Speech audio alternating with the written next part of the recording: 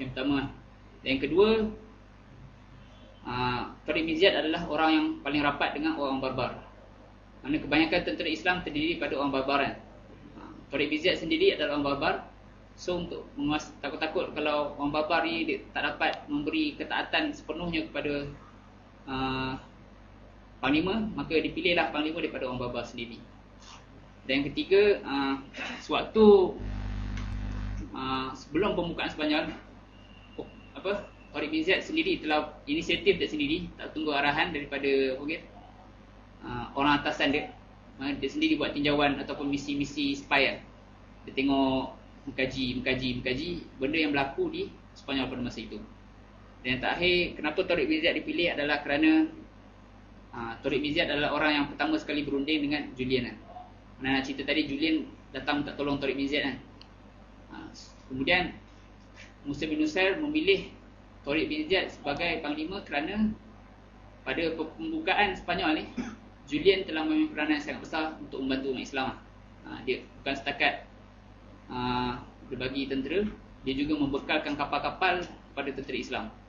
Dan juga dia membekalkan maklumat-maklumat tentang kelemahan-kelemahan kerajaan King Roderick pada masa itu. Okey. Kemudian pada 28 pada 5 Syakban tahun 92 Hijrah, umat Islam mula bergerak daripada Tangier. Mana yang antum boleh tengok ke depan tu adalah peta ataupun bukit Jabal Tariq lah. Ataupun dalam bahasa Inggeris dia orang panggil Gibraltar. Mana umat Islam telah mendarat di bukit tersebut. Kemudian Tariq Mizyat telah menjadikan bukit tersebut sebagai pusat ataupun markas tentera pada masa itu.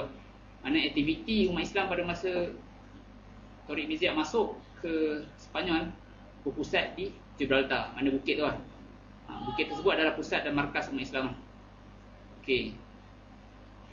Kemudian sewaktu umat Islam mendarat di Gibraltar, sebab dia orang stabil lebih kurang beberapa hari, kemudian Tariq Mizyat menghantar satu tentera yang pertama lah, iaitu pimpinan Abi Malik bin Abu Amir sebagai orang panggil misi pertama, pergi ke bandar di timur Sepanyol untuk dia orang buka.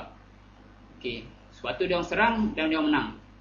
Mana kemenangan tersebut telah sampai ke telinga King Roderick pada masa tersebut lah. Dia pun terkejut. Dia ingat sebelum ni umat Islam datang sebagai nak tolong Julian saja kan. Tetapi dengan serangan tersebut telah menakutkan King Roderick. Kemudian umat Islam mara. Kemudian dapat berita bahawa umat Islam akan mara ke utara. Jadi King Roderick pada masa tersebut telah mengarahkan anak saudara dia bernama Ben Shaw untuk menghalang kemarahan Tariq Mizyat. Maka berlakulah pertempuran dan Ben Shaw mati. Dan tentera Kristian telah melarikan diri ke utara. Kemudian kemenangan tersebut telah membuatkan King Roderick sangat-sangat marah dan risau. Akhirnya selepas kemenangan umat Islam ke atas anak saudara tersebut, dia pun mengumpulkan dan hantar surat-surat kepada raja-raja yang berada di Sepanyol pada masa itu, mana gubernur-gubernur wilayah. Dia suruh hantar bantuan mana dalam masa yang singkat, diceritakan dalam sejarah, dalam masa yang singkat maka orang Kristian sanggup melupakan pemusuhan dia orang sebelum ni. Mana nak cerita sebelum ni dia orang bergaduh sama dia orang kan. Tapi dalam masa yang singkat dia berjaya bersatu sehingga berjaya mengumpulkan angka seramai 100,000 tentera dalam masa yang singkat untuk menghalang kemarahan umat Islam. Mana musuh sanggup bersatu untuk menghalang Islam dalam masa yang singkat, dan mereka sanggup melupakan segala perbezaan pendapat semata-mata nak kalahkan Islam. Itu pengajaran yang boleh kita dapat daripada peristiwa tersebut. Okey. Kemudian King Roderick pun mula mengumpulkan kekuatan dia 100,000 orang, dan mereka pun mula mara ke Cordova. Okey, kemudian King Roderick dia nak mempertahankan Cordova. Kenapa? Sebab Cordova adalah bandar yang berada di tengah-tengah selatan Sepanyol. Siapa yang dapat kuasai Cordova, dia akan dapat menguasai selatan Sepanyol. Okey, jadi King Roderick dia nak halang kemarahan umat Islam daripada menguasai selatan Sepanyol dengan dia mara mempertahankan bandar Cordova. Kemudian sewaktu peristiwa tersebut lah. Maka berlakulah panggil peperangan Wadi Lukah dalam bahasa Arab dia, ataupun dalam bahasa Inggeris dia panggil The Battle of Guadalete.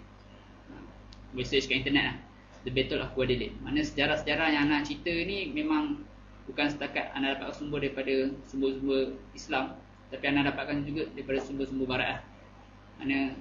Mana peperangan ni sangat-sangat penting lah dalam sejarah dunia dan sejarah Eropah. Kemudian tentera Roderick ni berjaya berkumpul pada satu kawasan bernama Wadi Lukah, iaitu satu dataran yang berada di selatan Sepanyol pada masa itu. Itu King Roderick bersama dengan 100,000 orang, 100,000 orang tentera dia. Pada masa yang sama, anak cerita berlaku juga, anak cerita dia orang sanggup melupakan pemusuhan. King Roderick juga meminta bantuan Julian untuk membantu dia, sebab dia pun tak sangka Julian ni bantu tolong tentera Islam kan. Mana Musa bin Nusair dia jaga rahsia tu sampai Roderick pun tak tahu Julian ni tolong tentera Islam.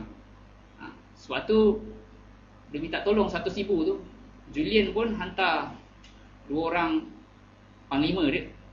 2 orang panglima ni orang panggil, satu bernama Shakespeare dan seorang lagi bernama Abbad. 2 orang ni dihantar sebagai nak membantu King Roderick lah, tapi sebagai orang panggil pelakon saja. Dia orang dah dipesan awal-awal, bila waktu perang tu cabut lari. Cabut lari.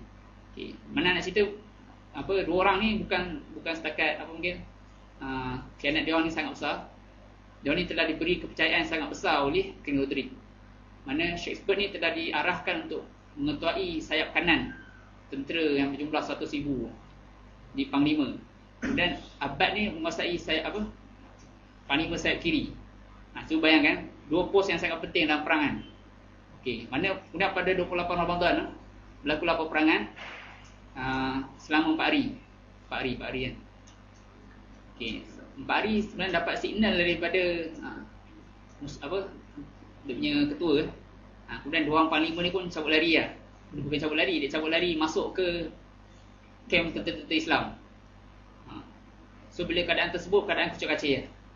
Kucak kacir. Kemudian umat Islam bukan setakat tu, tapi umat Islam juga mendapat bantuan kan. Pada masa tersebut juga Musa bin Nusair menghantar bantuan seramai 5,000 orang daripada Afrika Utara. Jadi jumlah tentera yang bertempur di perang Wadi Lukah ni 12,000 lawan 100,000. 12,000 lawan 100,000. Tapi yang menang adalah 12,000. Di peperangan ni berlaku pada bulan Ramadan. Jadi selepas 4 hari mana pengkhianatan, tapi King Roderick ni mampu bertahan lagi sebab tentera ramai kan. Bertahan. Tapi dah lama dia rasa umat Islam ni tak dapat dikalahkan kan. Dia kata lama sangat perang ni tapi tak dapat kalahkan. So tak lama lepas tu, hari yang ke seterusnya, dia pun melarikan diri ke utara. So bila raja sendiri lari, maka menanglah umat Islam di peperangan ini. Mana umat Islam jaya menang pada 28 Ramadan tahun 92 Hijrah di Wadi Lukah. Kenapa peperangan ni anak kata sangat penting? Mana peperangan ini telah melemahkan Sepanyol secara mutlak. Sebab apa anak kata melemahkan Sepanyol? Sebab King Roderick sewaktu dia tahu kemarahan umat Islam, dia pun hantar surat minta tolong gubernur semua hantar pasukan supaya halang. So pada peperangan ni kekuatan tersebut telah dilumpuhkan sama sekali. So bilangan tentera yang akan mempertahankan kota-kota yang berada di utara tu dah tak ada orang. Ada tapi tak ramai. So peperangan ini sangat-sangat penting. Dan kenapa peperangan ini dijadikan sebagai Fatu Andalus ya? Kalau ikut pembukaan Andalus, bukan umat Islam bukan menguasai satu Spanyol tu dalam bulan Ramadan, tapi selama beberapa tahun siri dia. Tapi kenapa disebutkan Fatu Andalus ni sebagai dalam bulan Ramadan? Kerana peperangan ni. Peperangan ni adalah kunci kepada penguasaan umat Islam di bumi Sepanyol. Okey, mana selepas perang ni? Okey, selepas peperangan ni, umat Islam jaya mara sampai ke utara. Okey.